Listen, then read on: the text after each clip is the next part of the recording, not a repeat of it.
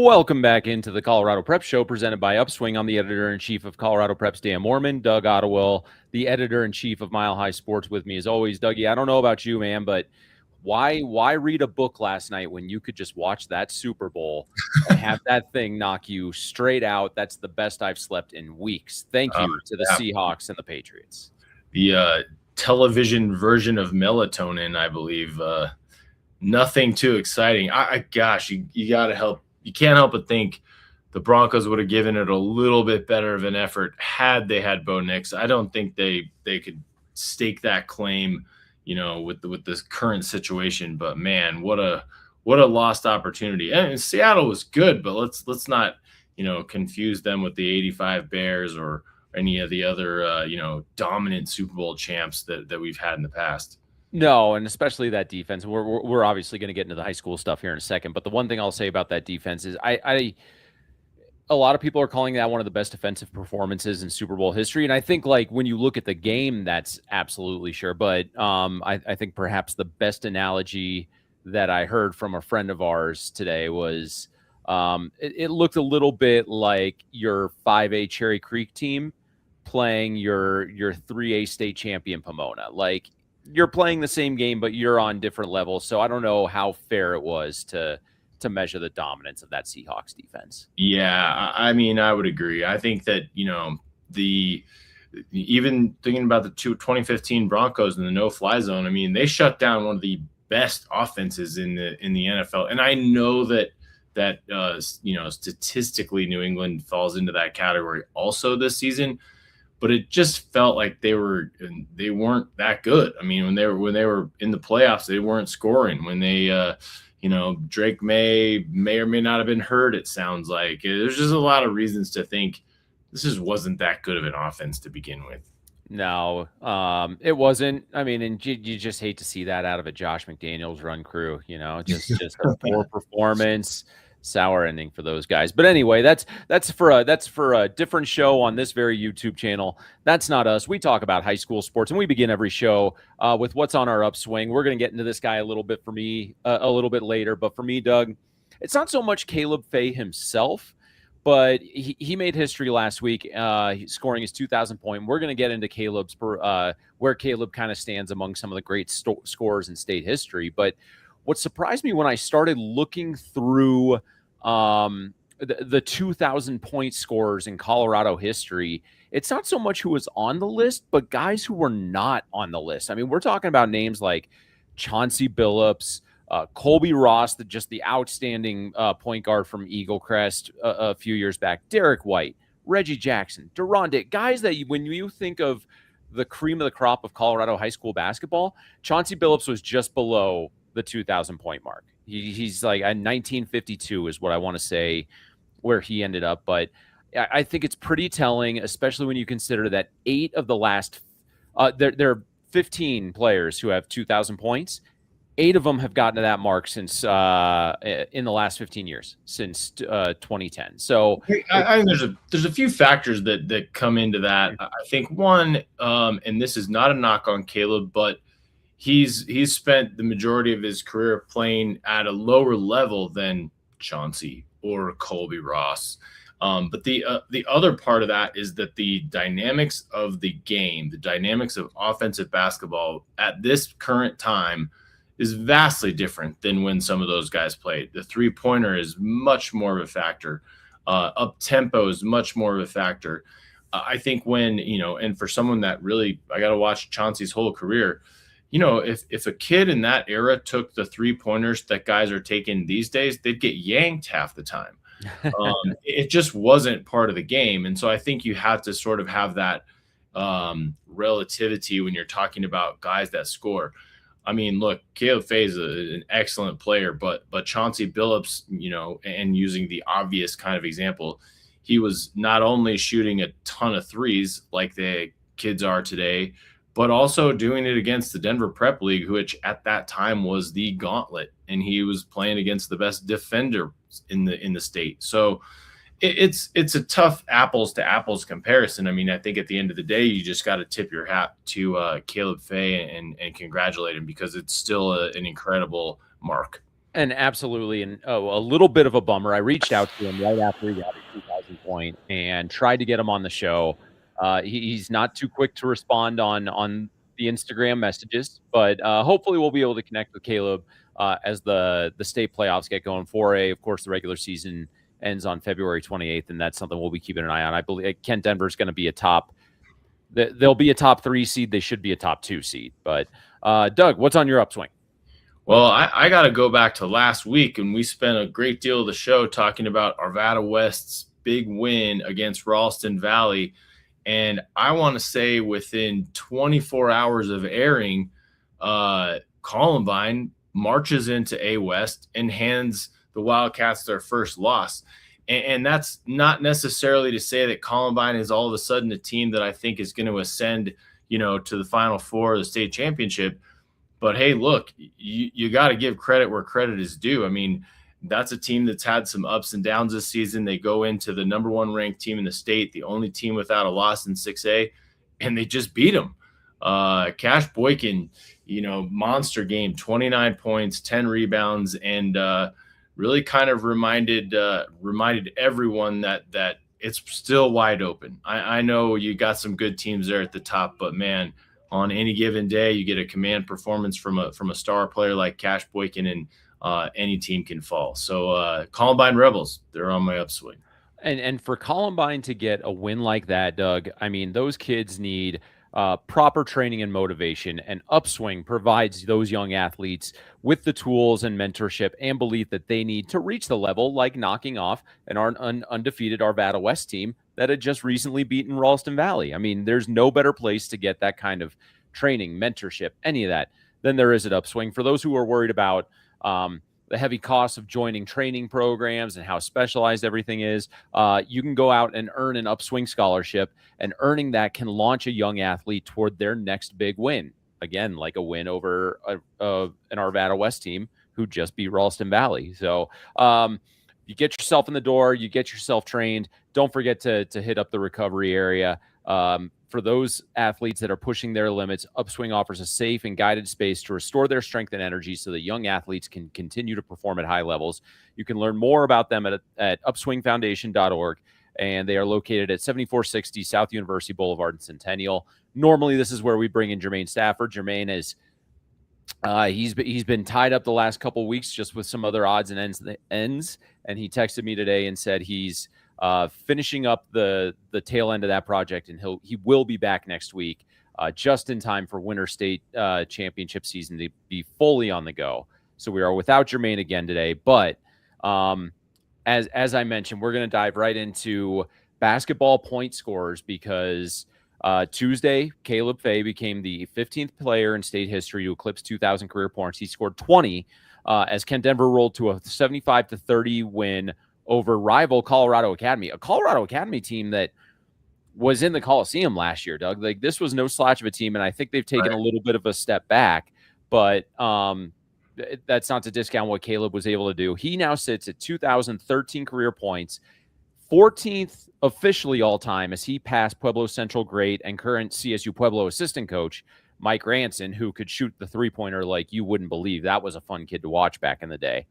And I say back in the day, I mean probably had to be 7-8 years ago. The Sun Devils have a minimum of 6 games left on their schedule and as many as 10 if they reach the state championship. 26 points per game. He has a good shot, which is what he's averaging this year. He has a good shot to crack the top 10 all time. So when you look at some of the names in the top 10, you've got Brian Wood, you've got Josh Scott, Blair Wilson. Where does Caleb Fay sit in your mind? Because you've seen a lot of these guys play. Yeah, I mean, I've seen a lot of the guys in the top 10, and I'll speak specifically on Caleb. I think one of the things that sets Caleb apart, and you got to realize this, if you're going to make this list, if you're going to get into the 2,000 point level, if you're going to crack the top 10, chances are really good that you're a 4-year starter. And when you look at Caleb, and I think this goes back to you and I sitting there at the Coliseum a couple years ago, you watch this kid play, and he's a physical specimen, and he has been since he's a freshman. So, the fact that he's a senior now and he's doing these things comes as no surprise, because, when he's a freshman, he's getting points because he's so physical, can jump out of the gym. One of the better rebounders I've ever watched. And then you tack on the fact that he's had 3 years now to hone his skills as a scorer. There's a reason he's here right now, and it has nothing to do with, his competition, anything like that. I mean, the kid's just a great athlete who's become a really, really great basketball player. So, when you look at these names on the list, I think all of them probably have similar stories.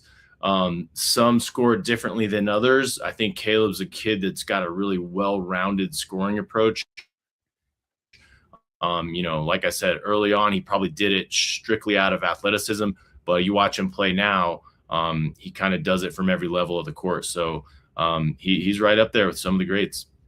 Well, and one of the guys that I can think of when I first came in and started working on the prep scene was Colorado Academy's Justin Bass. He ended up playing at Harvard. Like, he was a good all-around basketball player.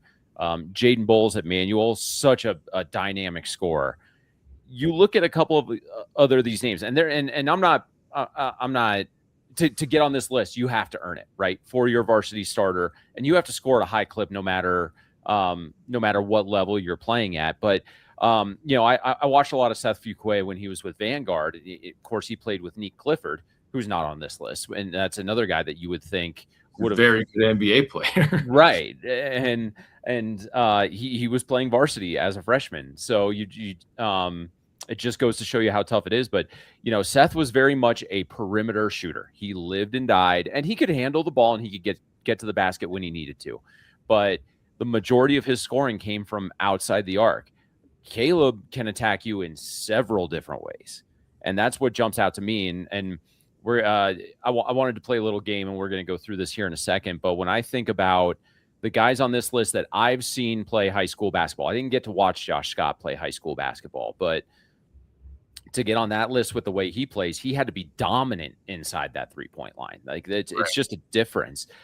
Brian Wood might have been the best overall basketball player on that list from what I've seen. I mean, that guy used to, when we were in the stands, because he played at Buena Vista, they were in the same league as Manitou Springs. He'd send us home crying because it was just so disheartening when he would just step on the floor and dominate the way that he did. I think Brian Wood was the epitome of a scorer. I mean, forget about athleticism or whether he was an inside or outside guy. He just knew how to score. And I think, those players are around at every level. I mean, you think of like Kevin Durant, just to score. I mean, there's not a, SGA, just to score. Guys that are going to get 30 points no matter what happens. Brian Wood was that kind of guy. I mean, and stronger than you'd think. I mean, he was just one of those guys that had a first step. He had a great jump shot. He could get to the rim. He could pull up. I mean, he had it all. And so, he wasn't playing at the state's top level, but I think that he could have scored against anybody. It just didn't matter. I mean, he was just that kind of a killer with the ball, with the ball in his hands. Yeah, and I think that's one point that I wanted to make when you mentioned that, Fay's been doing this at the I think he's been at the 4A level the entire time, because I believe this is the 4th year of that 6A classification. So but if you put Caleb Fay on any team at any level in this state, that team is better. Oh, absolutely. He's a starter on any team in the state. Right. Does he score 2,000 points with any team in the state? Now, that's probably a little bit of a different conversation. I don't know if he's, you put him on, let's just say, a Regis Jesuit, and he's playing against the grind of the Continental League at this point. That's probably a tough ask, but he's still probably well north of 1,500. He's still probably getting talked about as one of the top overall players in the state. I mean, this is a kid who's going to play his college basketball at Air Force.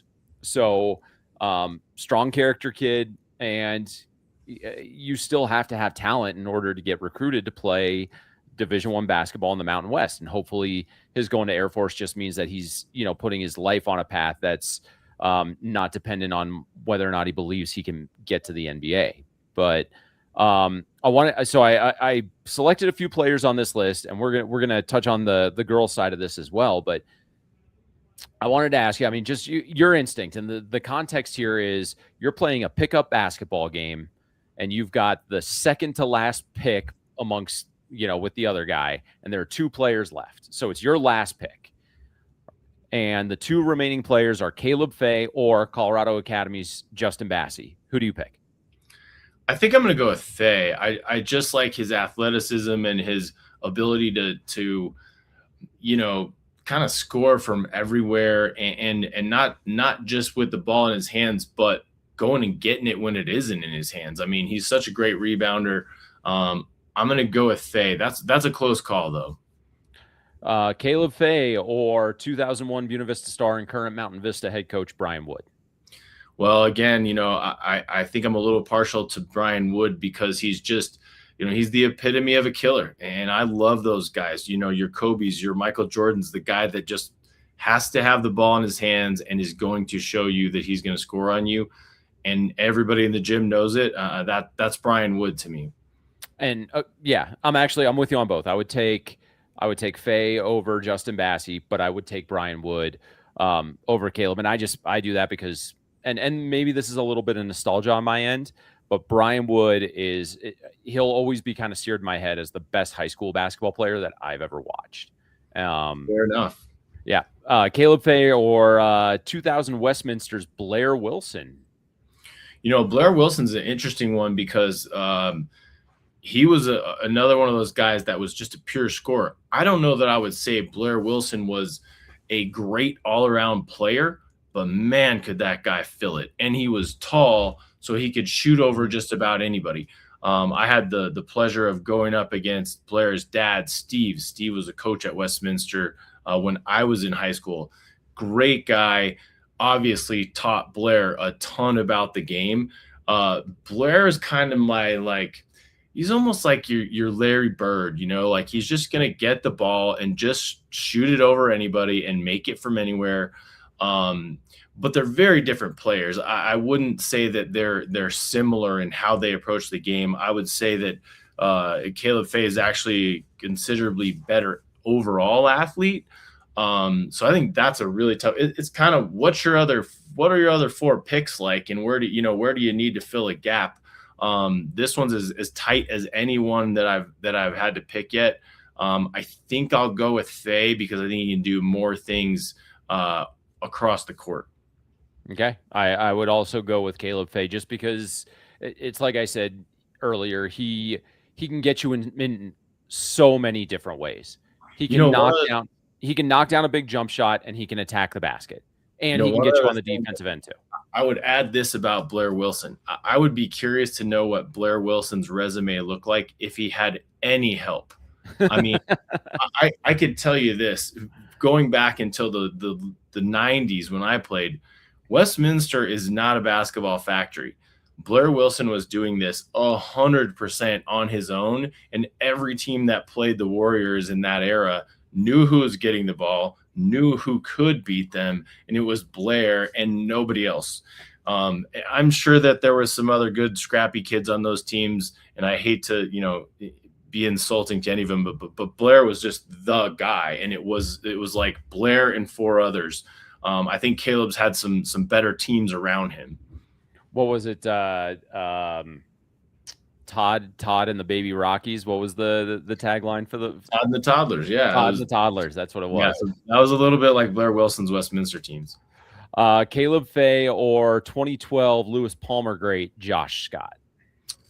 Yeah, that's another tough one. I mean, both Wilson and Scott went on to play at CU, so they obviously were highly thought of.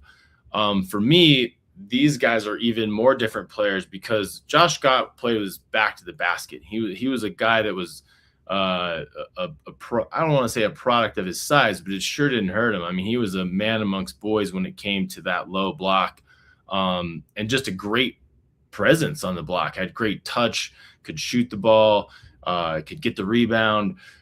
In that sense, they're similar in that they're both great rebounders. I think Caleb, to me, is still a better overall athlete. That's hard to quantify when you're talking about a big versus, kind of your three, I guess is what I would really call Caleb Fay. So I don't know, that's a tough one again, but I think in the high school game, I'm going to go with Fay. So here's where you and I are going to split. I would take Josh Scott, and I base that off of I was talking to Brent Brigham, the sports editor at the Colorado Springs Gazette a couple weeks ago. It was actually, we were down at Palmer High School, and we were just kind of reminiscing around that time. And his whole thing was, man, back in 2012, that was a time where 4A was the best basketball that you were seeing in the state, and you had the two best players in the state in Josh Scott and Wesley Gordon, and they met for the state championship at the CU Event Center, and they were both going to CU. And at the time, Josh was very much the best high school basketball player in the entire state. And you and I mean, we weren't doing the Colorado prep stuff when we were working together at Mile High Sports back in 2012, but we both knew that Josh Scott and Wesley Gordon were the two best players in the state. And so I think, and it was those two guys and then probably a little bit of a margin between everyone else. And this is probably a testament to where we are with the state as a whole, that there's just so much more talent across the board.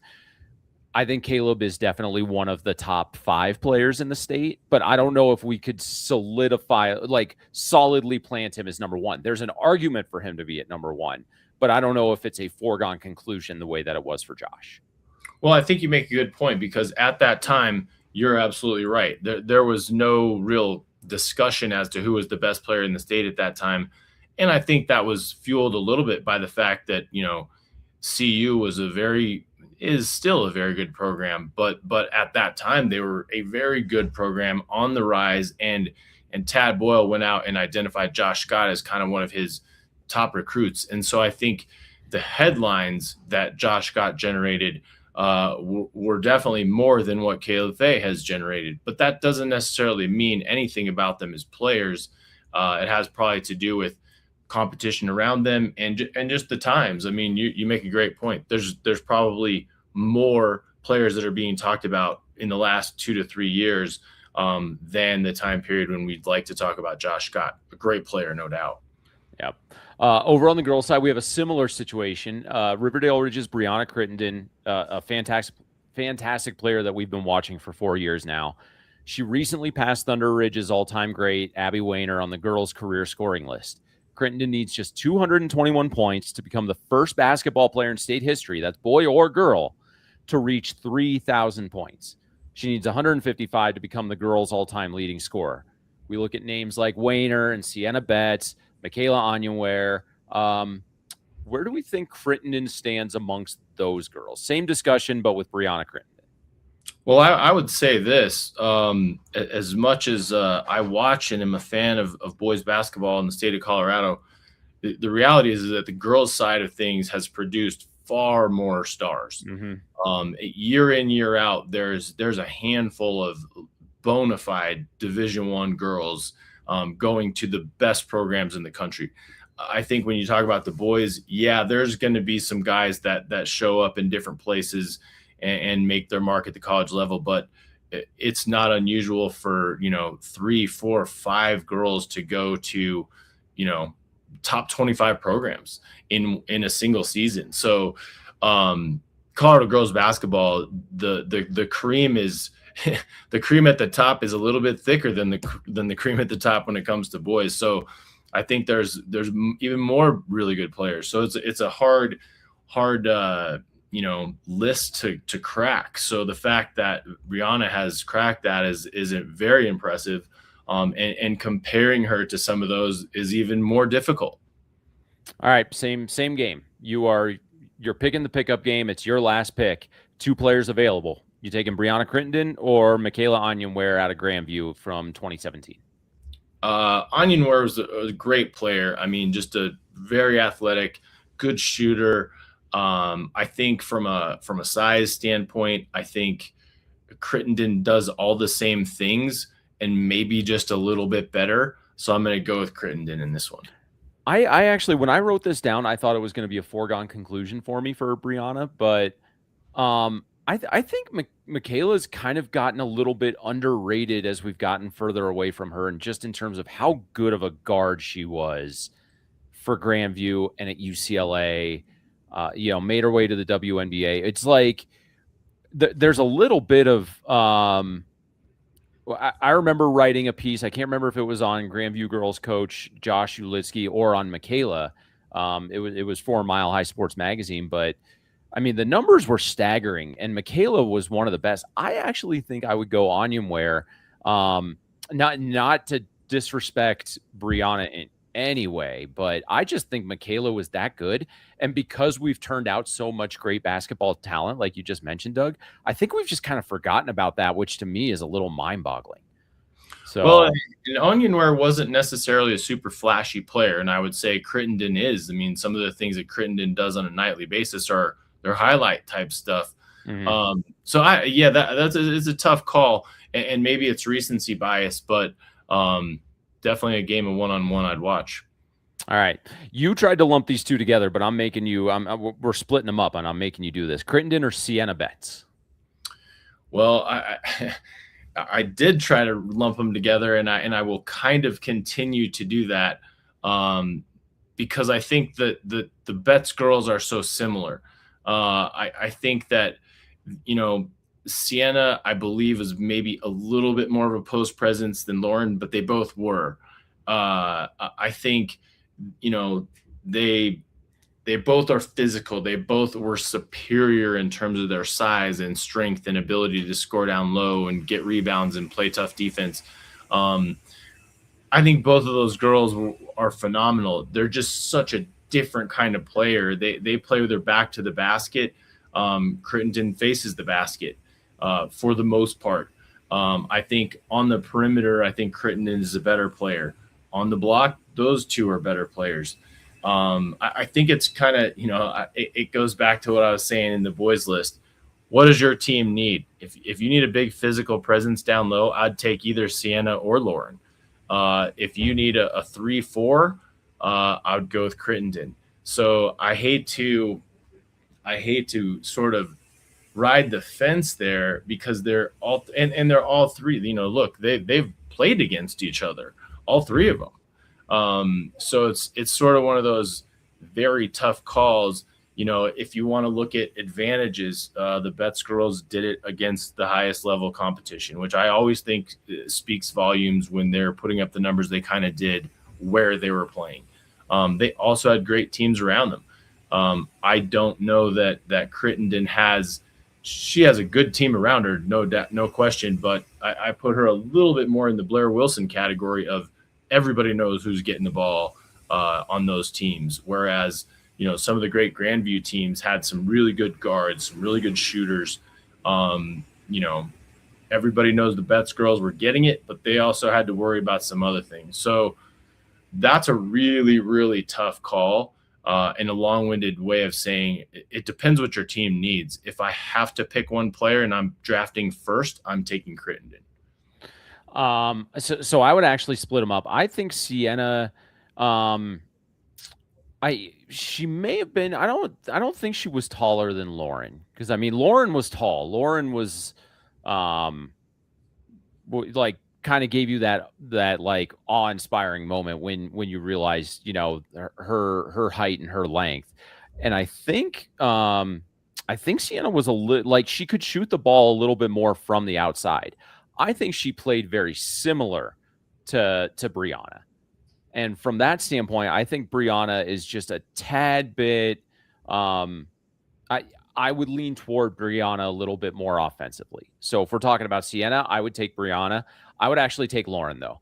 And when you just look at everything that she brought to the table, and don't forget, when Lauren came out of high school, she was ESPN's 100 number one girl in the country. Lauren was the best recruit, and she's done it very, very much at a high level in college for, I think, both Stanford and UCLA. So I would go Brihanna over Sienna, but Lauren over Brihanna. And then the last one, it kind of the player who a lot of people talk about as the greatest of all time in Colorado, Abby Wayner. Yeah, to me, this is the best comparison. I think both of these girls play similar games. I want to say that Brianna is a little bit taller, but not by a ton. But one of the things that I remember about Abby Wayner is that she could just shoot the ball. I mean, she just was a dead eye when she had the ball in her hand. Mid range, outside, didn't matter. She was making those shots. I think she also created her shots at a very high level. Back then, I think people talked about Ann Struther as the best, and I thought Abby Wayner became slightly better than Ann Struthers. And so I think for me, a great comparison, because obviously both of these girls, Brihanna and Abby Wayner, can score with the best of them, and obviously are the best of them. I think for me, and I watched her play a lot of basketball, I think Abby Wayner is probably one of the best scorers I've ever seen in the girls' game. And she did it against the highest level. Was similar in that, she was a very, very high recruit, went to Duke. We're splitting hairs here. I think if you gave me a game of one-on-one in their prime, I'd probably take Abby Wayner. This is a completely biased situation for me, because I'm a North Carolina person. I do not like Duke, and I love Abby. You and I both know Abby fairly well, and I've never had anything but a great interaction with her. But the one thing I'm going to hold against her is that she went to Duke. I watched that Duke Carolina game on Saturday, Doug. I was locked in the entire time, and of the top 5 sports fan bases or teams that I dislike the most, Duke is solidly in that top 5. So I'm going to take Brihanna just out of that spite. Well, I'll tell you what, I don't care what color she's wearing. She would hit that same game-winning shot at the end of the Trimble game. Did? Yeah. Abby Wayner was just that kind of clutch shooter. But, again, these are fun arguments to have, and by no means are we trying to diminish one player over the other in any one category. But it goes to show you, like you said, there's so many great players that have graced the hardwoods in Colorado, especially at the girls level. And that's a tough call. But I would, like I said, I would be there front row to watch them play one-on-one. Well, and you talk about how many great players, both boys and girls, we've had. We've talked about a lot of them, and a lot of times they've made their names on the biggest stage in the playoffs. And the playoffs are just around the corner, at least for 6A and 5A. So we're going to dive into some of the teams that we think are going to make some decent playoff runs here, starting in less than 2 weeks when brackets are released. So don't go anywhere. We're going to get in some playoff basketball talk. This is the Colorado Prep Show presented by Upswing. When I go to court, these aren't my clients. These are my friends. These are people that I believe in. And they have one shot, just one shot for justice. If they've come to me and we've gotten to trial, their life has been turned upside down in some awful way. And I am their only hope. I need to be their champion, to quote Prince Oberyn from Game of Thrones. They need someone in this trial by combat that can fight for them. I'm all they have. So if I haven't put the time in, if I haven't trained, if I haven't humbly looked in the mirror and thought about ways I can be better, and I don't present my best self in court, then I failed them. And that's what motivates me as a trial lawyer, because when this is over, that client goes home. And if I haven't done my best for him, I haven't been his champion, then I've failed.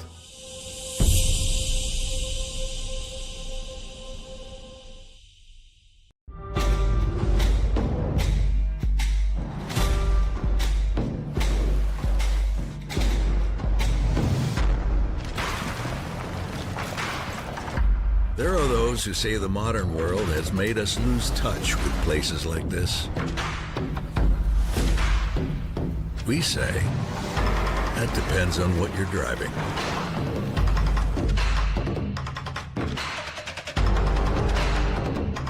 This is Tim Anderson of Gordon Insurance, and we are proud to support all of our area athletes. With offices in Lyman, Callahan, Flagler, Sterling, and Kit Carson, we offer all types of insurance, including home, auto, commercial, farm, crop, life, bonds, and workman's compensation. We are independent and thus can offer you multiple choices of companies, not just one. Call or visit the office near you, and one of our agents can take care of you. See all of our contact information by going to www.gordonins.com or call me at 719-740-1361.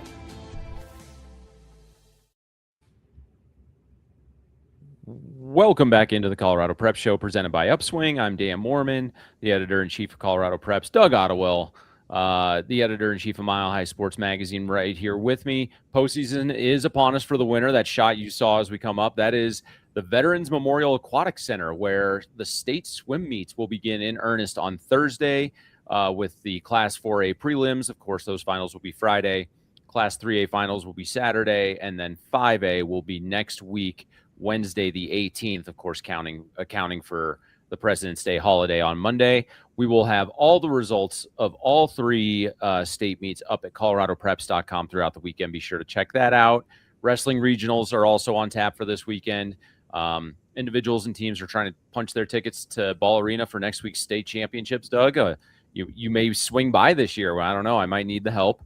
So we'll see how that goes. But check out coloradopreps.com starting Friday. We'll have easy links to you can get to every regional tournament bracket, just so you don't have to mess around too much with track wrestling. We'll direct you right to where you want to go. And then we'll have a full list of regional champions when the tournaments are over. And then we get into basketball. We're less than 2 weeks away to the release of the 6A and 5A state tournament brackets for both boys and girls. Those brackets will be released on February 22nd, and then the playoff games will begin just a couple days later. So as you and I were talking about that, I started getting into my head, like, we're at the point of the season where we all have ideas of who we think is going to win state, who we wouldn't be surprised if they made a run to win state. And then teams that for one reason or another have just kind of caught our attention as teams that if they made a run, it would be really enjoyable for us to watch just from some of the things we've seen from them so far this year. So the way we're going to knock this out, we're going to do this real quick because we do have a guest joining us here in just a little in the next segment. But in terms of Class 6A, the boys, Doug, when I look at the favorite of who I think is gonna go on and win the state title, I'm going with Ralston Valley, despite their loss to Arvada West, because it was a clunky game. I know looked at a lot of it, no offensive rhythm. I think when you get Ralston Valley kind of settled and able to play their way, they're the best team in 6A right now. It's hard to argue that, and I certainly wouldn't argue strongly against them. My favorite, though, is Rangeview right now. I just think that Rangeview has probably the most pure talent in the state. I think they have a lot of experience. I think they've been battle tested with a tough schedule. And I think one of the reasons when people look at the rankings and you look at the records, they may not jump out because they have, I believe, is 3 losses. All of them were out of state. All of them took place at some of the top Las Vegas tournaments to out-of-state teams. So I do like Rangeview. Again, can't argue strongly against Ralston Valley. I just if I'm putting my chips down, I'm putting them on Rangeview right now. Well, which is funny because Rangeview is my team that if they made a run to a state title, I would just kind of look at it and say, yeah, that's Sean Palmer doing Sean Palmer things with guys that are really good at basketball. So we both have Rangeview kind of up there as as top teams. So who wouldn't surprise you if they made a run to the title? I kind of, in a similar way of thinking about it, I'm looking at Chaparral. I'm not fully convinced on them like I am, say, Rangeview, but I'm really not sure why not. I mean, they've basically beaten everybody in front of them. They're ranked number 1 in max preps. They haven't lost in the Continental League, which in my mind is one of the top leagues in the state. So, yeah, they're that team. If they win, we'll are going to look back and go, yeah, well, why didn't we see that coming? So as an unsurprising winner, I think they fall perfectly into that category. Yeah. If what team is it? And we're going to switch order here, but if Team X makes a surprising run and either plays for a state title or wins a state title, and you are a little stunned, who's that team? I think Rock Canyon is that team for me. The Jags are 16-3 overall. They're not that highly rated. Nobody's talking about them, but I think they have a really solid 1-5 starting 5, and they've got a little depth on the bench. And you kind of, at this time of year, you start to look at comparables. So, I'm looking at their schedule. We both said we like Rangeview. Consider that Rock Canyon beat George Washington by 10 pretty recently. And more recently, the Patriots gave Rangeview fits. They had them on the ropes last week, ended up losing by 5. But, if you're kind of trying to compare apples to apples, I look at that common opponent and say, hey, Rock Canyon handled GW pretty easily. Rangeview, made it exciting the last time they played. So again, they're not that team everybody's talking about, but I think they have the ability to beat just about anybody on any given day because I think they're that solid of a basketball team. I'm going right down the road to Mountain Vista. We've talked a little bit about Brian Wood already today, but if you look, their 2 in-state losses are to Rangeview and to Rock Canyon by a combined 7 points, and both were on the road. So if you get Rock Canyon again at home, let's just say, or not at home, but you would get them in that. If you get them on a neutral court or something, that's what I'm trying to say. If you get them again, I think you give them a good run for your money. So I really like what Mountain Vista has. They have fantastic guard play. And then you have a big man in Ollie Junker who, back to the basket kind of player who's just dominant. And Hudson Rooney, their point guard, has been playing very well. They both average about 13 points a year. Let's go over to the girls. Well, we talked before you go on. I got to add this. We talked about Brian Wood as a lethal scorer when he was a player. I also happen to think that Brian Wood's one of the best big game coaches in 6A basketball in Colorado. So, again, we picked basically 6 really good teams there when we're going through our list of teams that have a chance there. And I think all of them are good picks. But, yeah, I agree with you in addition about Mountain Vista. Yeah, and the thing with Brian and even Kent Graham's at Rock Canyon, I'll say this, they're kind of in that tier of coaches that we talked about a couple weeks ago, that they just need that first state title win as a coach to kind of get that weight off their shoulders, kind of like Jarris Crapshaw had last year. And then once you can play a little more freely and get that pressure off, I'm really curious to see what they would do. So we kick over to the girls. 6A girls, my favorite is Broomfield. Mike Kroll's been there before. He's done it. They're undefeated. They're playing well. I think the road to the 6A state championship goes through Broomfield. Again, can't argue that, and you're going to see it in my next answer that they're there for my unsurprising winner. But for me, I like Cherokee Trail. If I'm having to pick, I go Cherokee Trail. I love the scoring power from Alea Brodus and Chloe Kane. I just don't think you can underestimate a 1-2 punch like that in girls basketball. Together, they're putting up 30 points a game. Chloe Kane's one of those girls that we've talked about on the show before because, she's a freshman. And I like to say she was a freshman when she started the season, but she's probably closer to a sophomore or junior by the end of the season. So I think they've got, talent and experience. And that's a tough combo when you get into the state tournament. Yeah, but a team that beat them is my unsurprising winner for Arapahoe. We've talked about Arapahoe several times this year. And if Arapahoe completed their run and ended up winning a state title, I would pretty much just shrug my shoulders like I would say with Rangeview and say, yeah, we should have seen this coming. Yeah, and I won't belabor the point on my unsurprising winner with Broomfield. I mean, they're undefeated, so it's kind of one of those situations where, hey, prove me wrong. Up until then, you have to consider them one of the best teams, if not the best. So I'm going with them and could easily swap them for a favorite too.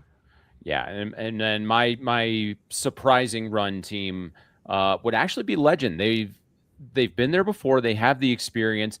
I would say they're not as highly regarded this year as maybe they were last year, but their losses have only they haven't been massive blowouts, and they've been to teams that are going to be competitive in that 6A field. Teams like Valor Christian and Denver East and Cherokee Trail. I'm going to go with Northfield here.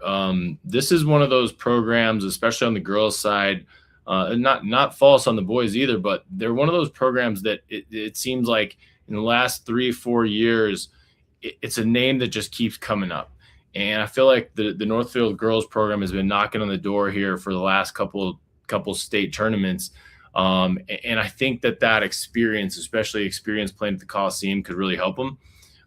So, do I expect them to win? Would I bet on them to win? No. But would I also be totally shocked if they made a little bit of a Cinderella run, kind of sitting in that middle of the rankings? I wouldn't. I like the Nighthawks here. All right, we're going to get through 5A real quick. My favorite, actually, we both have the same favorite in Grand Junction. They've lost 4 games. I don't think a single one of them has been to a 5A team. They lost to undefeated Montezuma Cortez. They have an out-of-state loss to Farmington.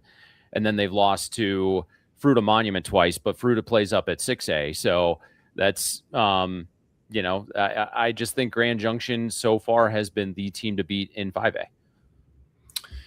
Yeah, it's tough. And when you start to look at the comparables on those Western Slope teams, they've all kind of beat each other, and it's hard to figure out which one's the top. So it's a gut feeling. I think Grand Junction's the best team in the state right now. Yep, my unsurprising winner would be Palisade, a team that's fallen short to Grand Junction twice, but depending on how the bracket plays out, they may not have to play them again if someone can get the upset over the Tigers. So Palisade made a run. They're another top-level team that we've been talking about all year. And I have a mistype on my notes here, but what I meant is Palisade as well, because when you talk about teams that have beaten up on each other, they're right there. I mean, they actually did beat Fruita Monument, so it's kind of an interesting dynamic up there. They've all played against each other, and I feel like whether it's football or basketball, we talk about those teams like they never play anyone until the state tournament. Well, I think this year is different, especially in basketball, because those 3 teams specifically, regardless of the class, they've scrapped against each other. So I do feel like they've had a little bit of that sort of March Madness type pressure, just because all 3 of them are so good. Yep, my Cinderella run team, the Lewis Palmer Rangers. I caught the tail end of their win on Friday night over Cheyenne Mountain, and Doug, the Rangers are starting to play some high-level basketball, and Bill Benton is a state championship winning coach. That's a team to keep your eye on come Collie season. Yeah, that's a program with tradition. So I think that's a great pick. Year in, year out, you could say that about them for the most part. I'm going to go with Regis Groff. I mean, I know we've talked about them on the show. This is a team that I feel like everyone is sleeping on. It's just not a name that rolls off the tip of your tongue when you're talking about state championships and state tournaments. It's not a name that's synonymous with the Coliseum, but look, they've turned things around and they have yet to lose a game. So you put them in that same category of, hey, prove us right. Until they lose, it's hard to say that they don't belong or that they're not capable of making a run. They may need that 1 year of experience at the Coliseum before they kind of hit that next level and take that next step. But for now, I'm going with Regis Groff for a team that could definitely make a run. My 5A girls favorite, I think, is the same as yours, Green Mountain. To make our VP of sales, Jeff Owen, happy, Green Mountain Rams have what it takes to win the 5A girls title this year. Yeah, and they did last year, and they have a lot of the same. So I think that's really the thing is, did they lose enough to dethrone them? And I think the answer is no. I think they're going to be right back there. Yeah, my unsurprising winner is Montrose, and I say that because Maggie Legg and Macy Oberg got that team to the Collie when they were sophomores, and they are having outstanding junior or senior campaigns. And then Kennedy Johnson, their freshman, has stepped up in a big way. So the team, they're still undefeated, and so if they end up winning a state championship, how did we not see this coming? Yeah, I'm going to go with Lutheran here. Another team that kind of feels like, everybody's might be sleeping on a little bit, but I look at their losses. 2 of their 3 losses, one of them came against Broomfield, who we just said was the favorite in the next class up. And then the other one was to Green Mountain in overtime, who we both said was the favorite in this classification. So, Lutheran has shown that they can play with just about everybody. And aside from those 2 teams, they've pretty much, run through the state and beat anyone in front of them. So I wouldn't be surprised if Lutheran's right there at the end, and wouldn't be surprised if they win it. Yep. My Cinderella run would be Meade. They got to that level last year. Mike Ward he's a good coach, and they still have a lot of that. I can't remember if they were just a Final Four team or they were no, they were Final Four because their academy lost in the state title game. But yeah, I think Meade has all the potential to get there and make another run. Yeah, and I think, I'm looking at the school that I picked for my Cinderella run was Montrose, who you picked for your unsurprising winner. And that's tough. I mean, I think that, again, we're kind of splitting hairs with some of these teams. I would be a little surprised if they came down and ran through the field when it comes to, driving over the pass and playing the teams at the Coliseum. I feel like on the boys' side, a lot of those teams over there have played each other, and there's a lot of really good teams on the boys' side. I don't know that there's a lot of great Western Slope teams on the girls' side.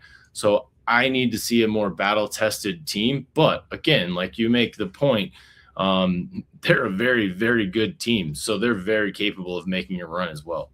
Yeah, it'll be fun to see. We get 2 more weeks of regular season, and then playoff brackets get released. Hockey regular season also comes to an end this week. Those playoff brackets will be posted by Chassa, I believe Sunday, could be Monday, but we'll have them up on coloradopreps.com when available. Don't go anywhere. When we come right back, we're introducing a brand new partner to Colorado Preps who's looking to help out athletes as they prepare for life beyond high school athletics. We're super excited to talk with Jared Harding from Doug, am I saying this right? Tewdilly. We'll have him say it for sure, but I hope he doesn't get mad at me for that. But I want to make sure that we have it right when we bring him on. So Jared Harding from Tewdilly, right after this. Oh, these KDs are fire! KD, you work here? Whatever, kid. Take notes. Every shoe for every athlete, only at Dick's. The Benefits Broker team of agents has over 100 years in employee benefits and individual health care needs and is your 24/7 resource for a variety of essential benefits-related information. Clients have enjoyed the ability to connect in person or by phone, while others enjoy the convenience of their online service where they can review the status of their claims, obtain summaries, and download forms including claim forms. Dave and Steve do their homework so you don't have to. They know the market by distinguishing the best products from the merely adequate. Give them a call at 877-545-4840 or visit them online at benefitsbroker.com.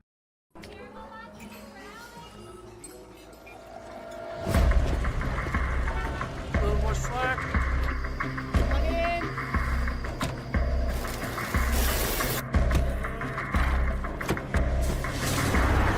Whoever said work smarter, not harder, didn't realize you could do both.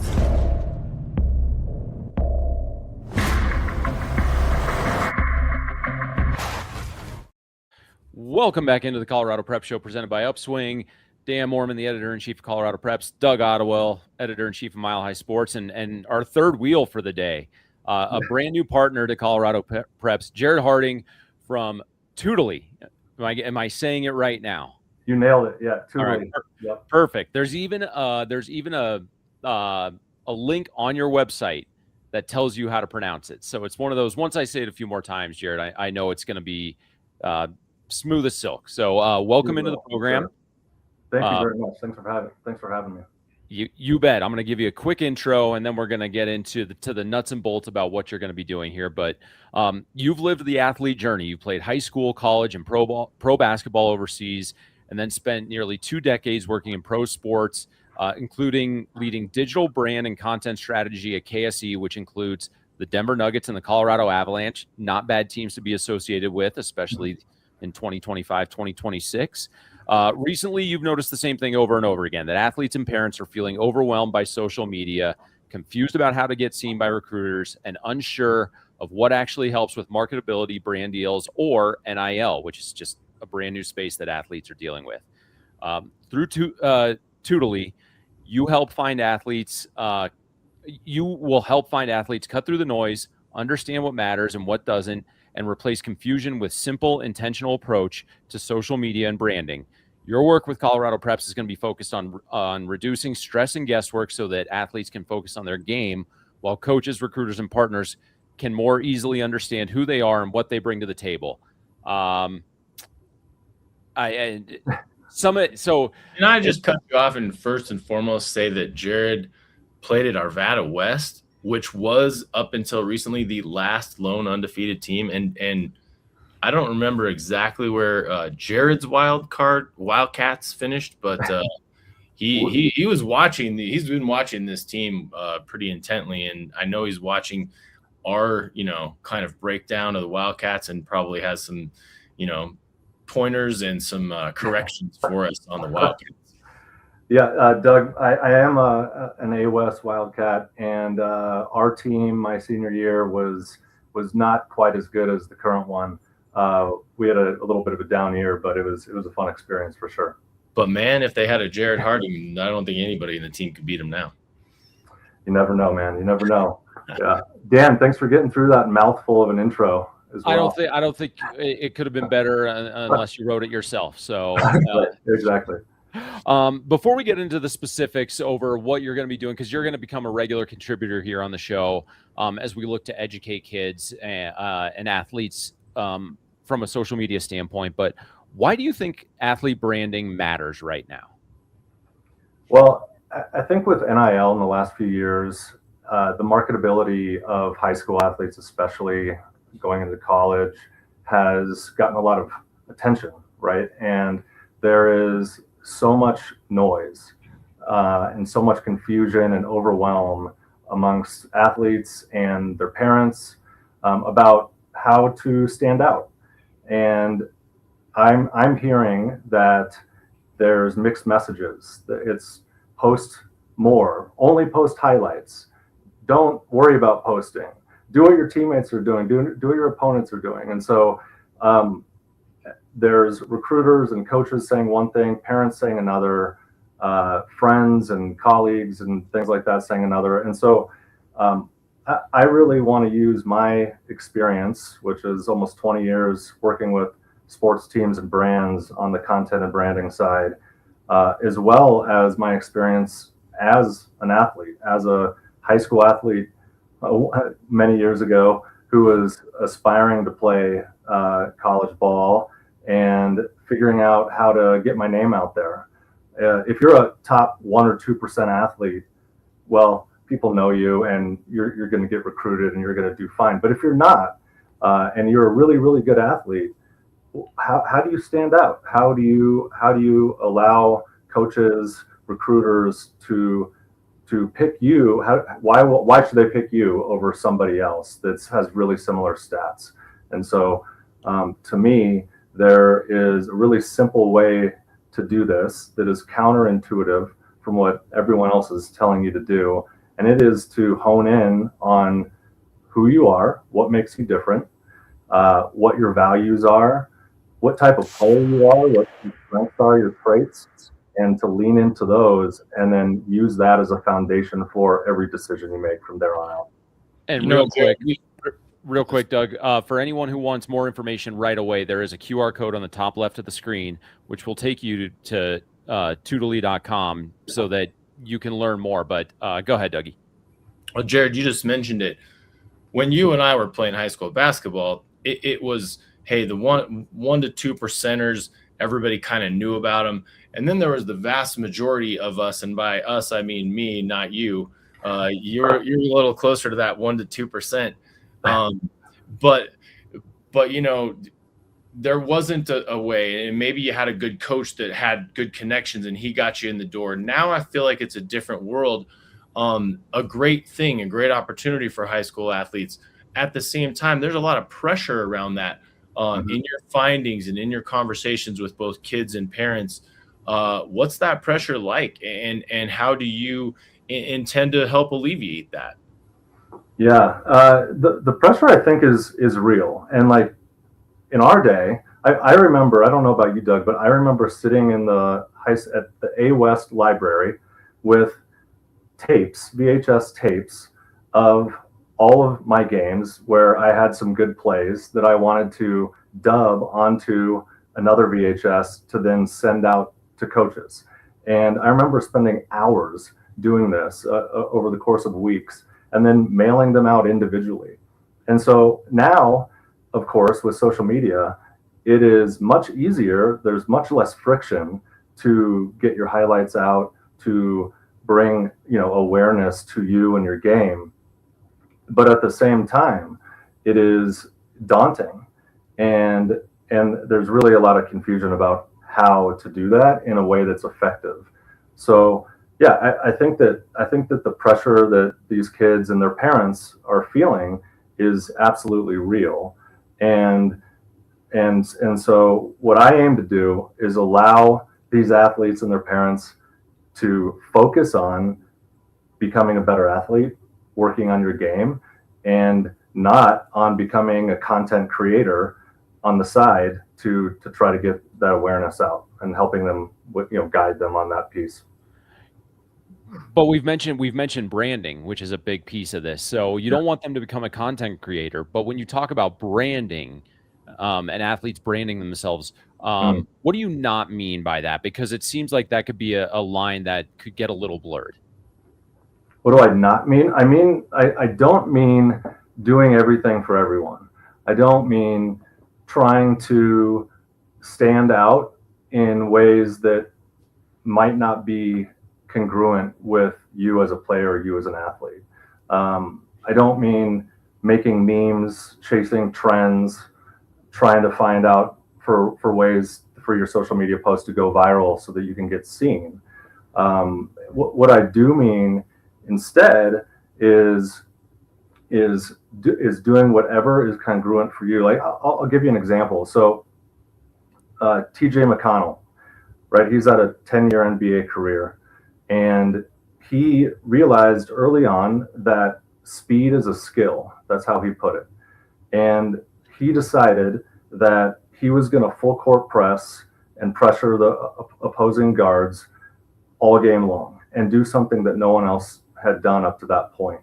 And he made whoever he was guarding, he made their life hell during that game. And he created an identity from that, from being someone who put pressure on and created, put their opponent into that sort of battle where they were going to have to be pressured all game long. And so that because of his on-court presence and the way that he played, he was able to establish a whole brand based on that. Another guy local, another sport, Shannon Sharp, he was brash and loud. Some would say arrogant. I remember flexing on the sidelines before that became a more prevalent thing. But he backed it up on the field with how he played and how electric he was. And so he built a brand on that. Dikembe Mutombo, another local guy, I grew up a Nuggets fan.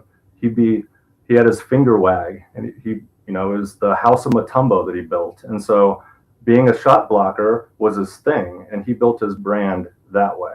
Well, now those guys use, TJ McConnell used social media to a certain degree, but now social media enhances one's ability to be able to get your brand out.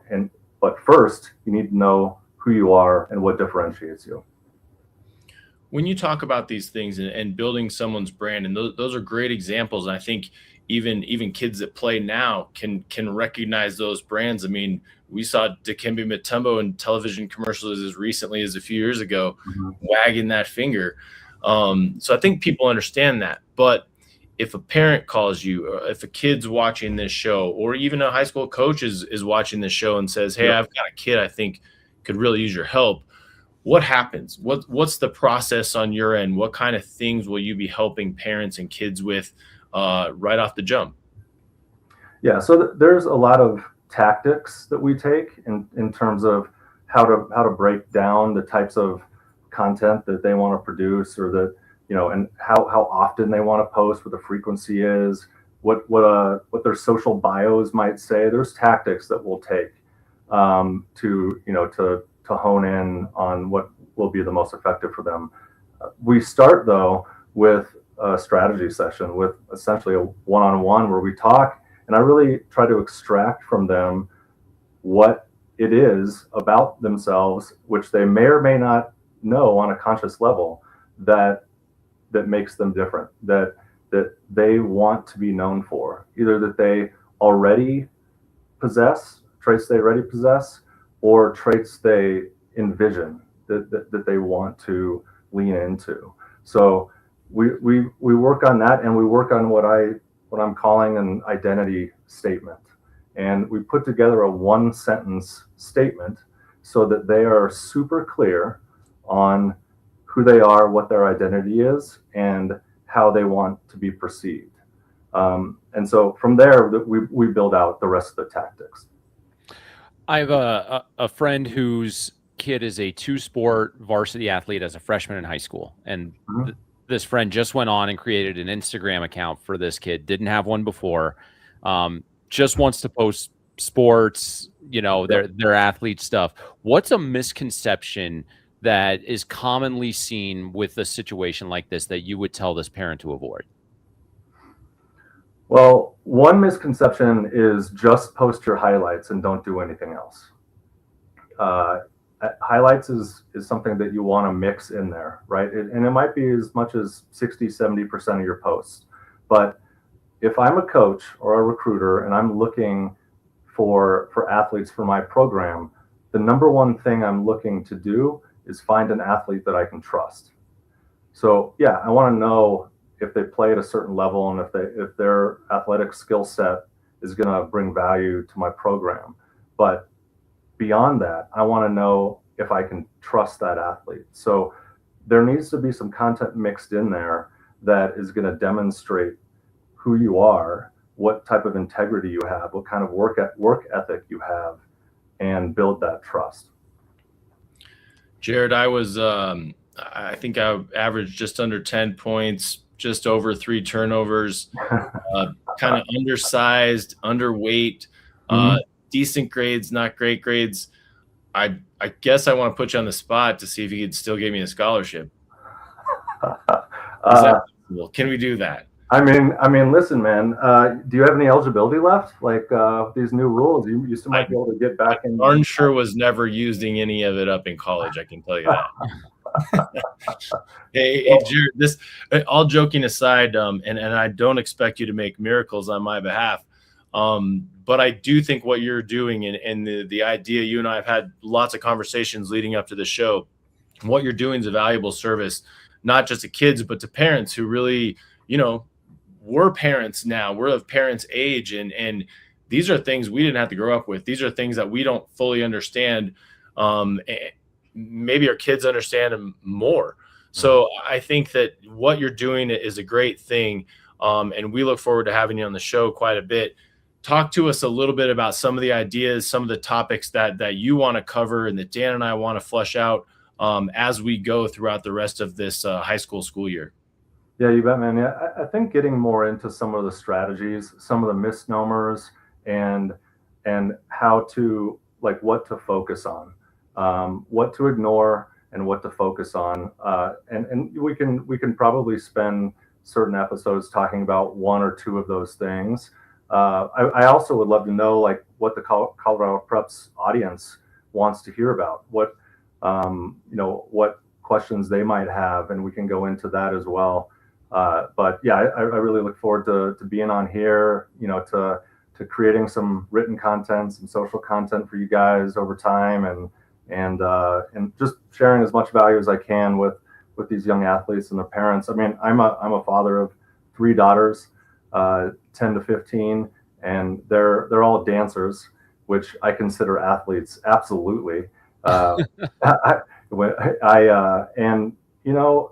Parents generally just want to do what's best for their kids, and if you have kids that are playing a certain sport or in dance, you're going to want to get them the best training possible, the best coaching possible. Maybe go to a performance facility like UPSWING and get them, as athletic as possible to perform on the field. You want to figure out what nutrition that is hone in on what nutrition that they should be consuming so that they can perform at their best.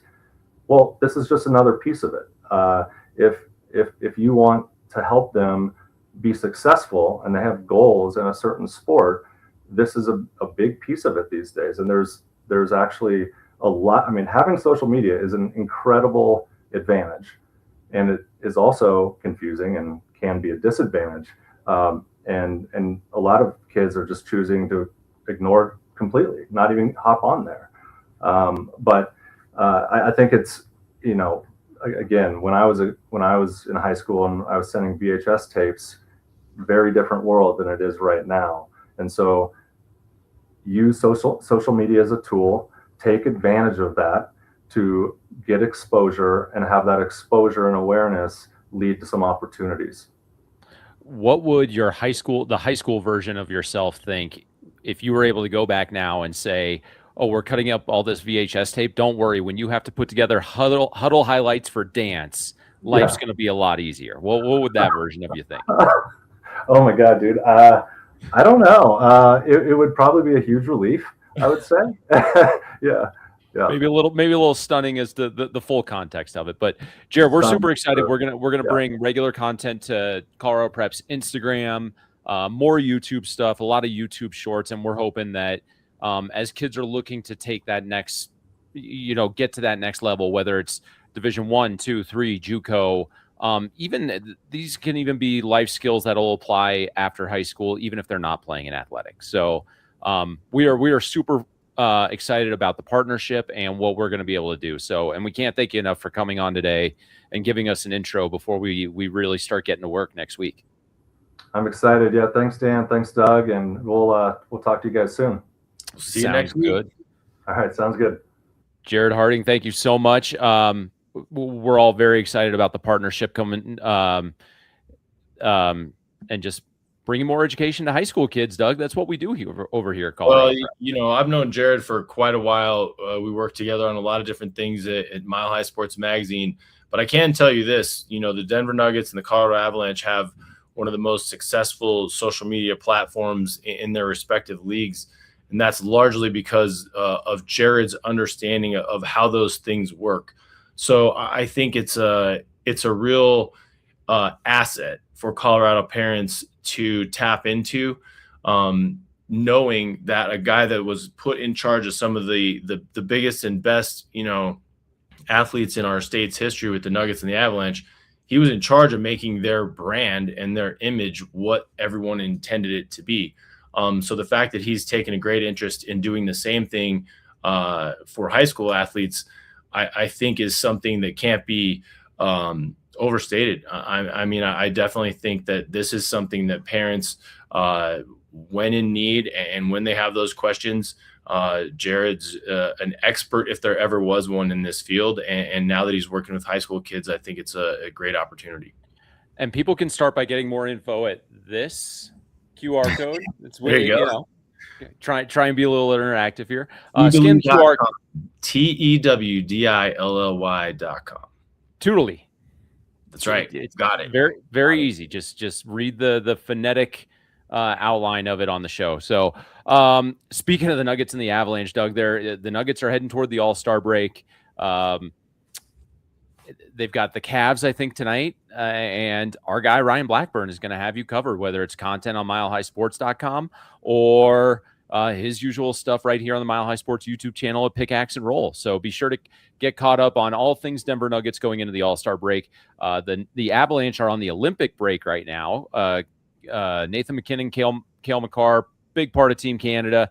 Colleen Flynn will probably have a lot of updates from the Avs players playing over in Italy. And although football season sadly is over, the work never ends for Cody Rourke. At the Orange Crush show, he'll have all the information you need as the Nuggets go into what is going to be a very big offseason. In some places, they're already a betting favorite to win the Super Bowl.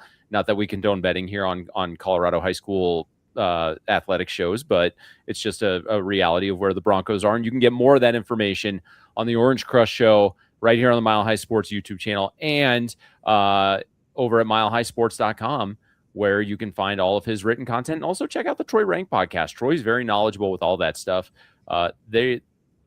Broncos and the Broncos, Troy and Cody are moving into the offseason. Doug, we're just getting right into postseason.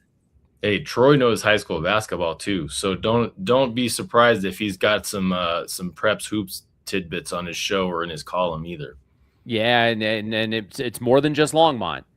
You just more than Longmont. That's right. More than just Longmont. We always love your insight, Troy. So stay tuned next week. I've pretty much got it confirmed. We're going to be joined by Tim Yunt from On the Mat Rankings as we preview the state wrestling tournament, because for 3 days starting next week, I get to live at Ball Arena, and we're into the part of the year where sleep is once again a luxury. So yeah, it's so hearing. You better remember to bring those plugs to swimming with you. Otherwise, we won't even be able to, communicate, because you can't hear anything after that. And I do not know American Sign Language. That's, that would have to be something to get educated on real quick. So we'll be back with postseason stuff next week. For Doug Ottewill, thanks to Danny Bailey and everything he does, Jared Harding at Tewdilly, our brand new partner that we're very thankful to have on board. I'm Dan Mohrmann. This has been the Colorado Prep Show presented by UPSWING.